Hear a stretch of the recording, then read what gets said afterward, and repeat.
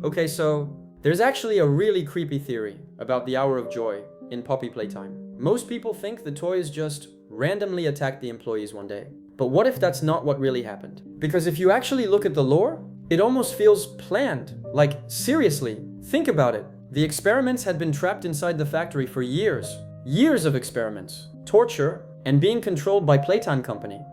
So what if the Hour of Joy was basically their revenge? And honestly, the creepiest part is probably Experiment 1006. A lot of fans think the prototype was secretly controlling the other toys during the attack, because the whole thing was way too organized to be random.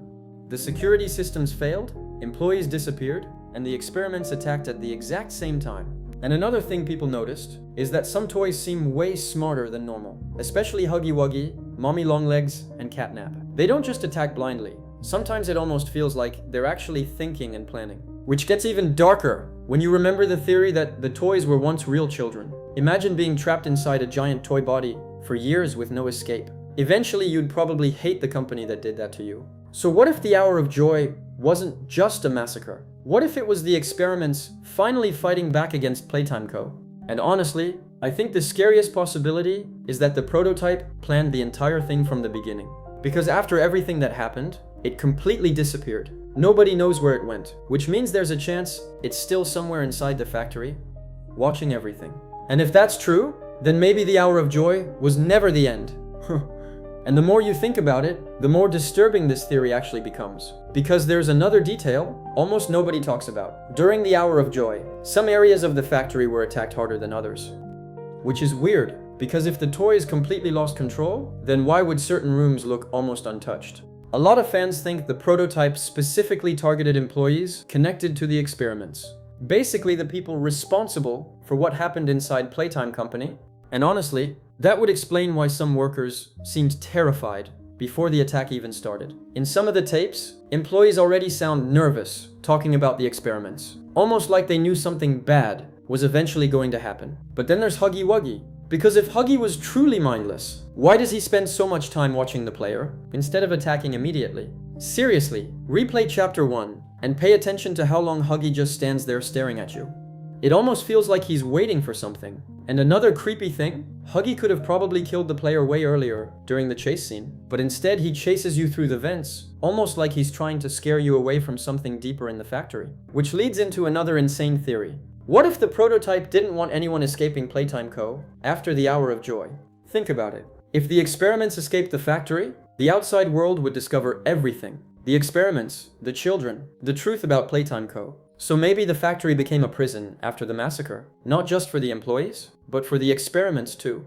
And honestly, that makes CatNap even scarier, because CatNap doesn't act like a normal monster. He acts more like someone following orders. Some fans think CatNap worships the prototype almost like a god, which sounds crazy until you remember the red smoke scenes. Those scenes almost feel ritualistic, like the experiments aren't just surviving inside the factory anymore, they're becoming something worse. And then there's Kissy Missy, because unlike the other toys, she actually helps the player multiple times, which raises a massive question. If all the experiments were evil, then why would Kissy save you? Some people believe certain toys still remember being human, and if that's true, then maybe there's still a part of them fighting against the prototype's control. But the deeper you go into the lore, the darker everything gets. Because according to some theories, the Hour of Joy wasn't even the original plan. What if the experiments were supposed to escape much earlier? There are hints that Playtime Co. was slowly losing control over the factory before the massacre ever happened. Employees started disappearing, security issues became more common, and some experiments were becoming way more intelligent than expected. Basically, the Hour of Joy may have been inevitable, and honestly, that might explain why the factory feels so abandoned, but also strangely alive at the same time. Because even years later, the experiments still move around the building. They still watch the player. They still protect certain areas, almost like they're guarding something. And if there really is something hidden deep inside Playtime Co., then the prototype is probably connected to it somehow. Which is terrifying, because every chapter seems to show that the prototype is becoming stronger and smarter over time. Some fans even think the prototype is building something in secret, using the parts from other experiments. And honestly, if that's true, then the ending of Poppy Playtime could be way darker than people expect. Because imagine if the final goal was never escape. Imagine if the experiments are actually preparing for something bigger. At that point, the Hour of Joy wouldn't just be a massacre anymore. It would be the beginning of a war between the experiments and humanity. And honestly, that possibility is probably the scariest theory in all of Poppy Playtime. But there's another part of this theory that almost nobody talks about. What if Playtime Co. actually knew the Hour of Joy was coming and failed to stop it? Think about it for a second. Why would a toy company have security systems strong enough to lock down entire sections of the factory? Why were there emergency alarms everywhere? And why were there so many hidden laboratories deep underground? That doesn't sound like a normal toy factory. It sounds like they were preparing for something dangerous. And honestly, some of the VHS tapes make this theory even creepier.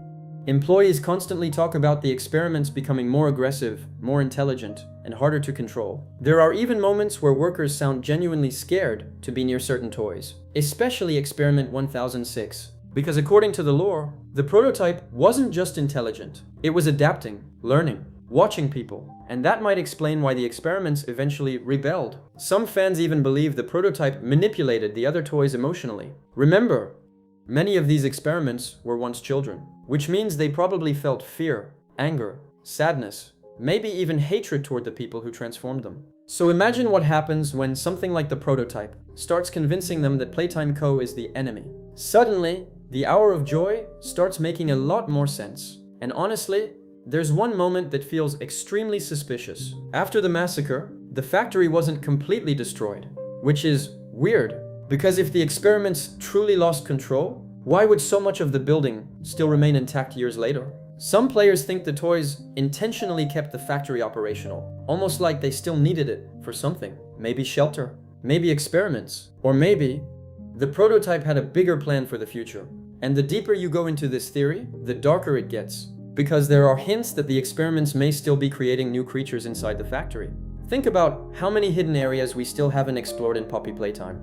There could be entire sections filled with experiments we've never even seen before, which is terrifying, because every chapter introduces something worse than the last. First Huggy Wuggy, then Mommy Longlegs, then CatNap. So what happens if the final experiment is something even more dangerous than all of them combined? And honestly, I don't think the prototype sees itself as a monster anymore. I think it sees itself as a savior for the experiments, which completely changes the story. Because from the prototype's perspective, humans were the real monsters. Humans created the experiments. Humans tortured children. Humans trapped them inside giant toy bodies. So maybe the Hour of Joy wasn't evil to the experiments. Maybe to them, it was justice. And if that's true, then the ending of Poppy Playtime could be way darker than people expect. Because what if the player eventually has to choose between destroying the experiments or exposing the truth about Playtime Co. to the world? Honestly, that would make the ending way more emotional than people realize. Because even though the toys are terrifying, some of them are technically victims too. And that's probably the creepiest part about the entire game. The monsters inside Playtime Co. weren't born evil, they were created. And somewhere deep inside the factory, the prototype is probably still waiting for the player to finally discover the truth. And if you enjoyed this theory, subscribe for more creepy Poppy Playtime videos. And thanks for watching.